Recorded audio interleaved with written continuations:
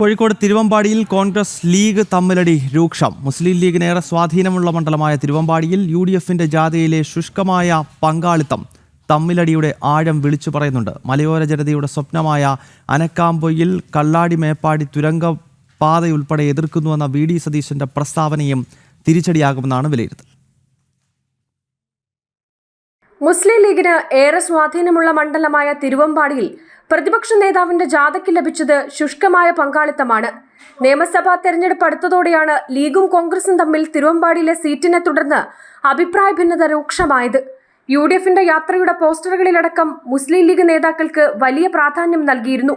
VD സതീശിനേക്കാൾ മുകളിലായി മുസ്ലിം league നേതാക്കളുടെ photo വെച്ചതിൽ തുടങ്ങി വലിയ വിമർശനം കോൺഗ്രസ് നേതൃത്വത്തിനെതിരെ അന്നുയർന്നിരുന്നു. ലീഗ് കോൺഗ്രസിനെ വിഴുങ്ങിയെന്നായിരുന്നു BJP ചൂണ്ടിക്കാട്ടിയത്.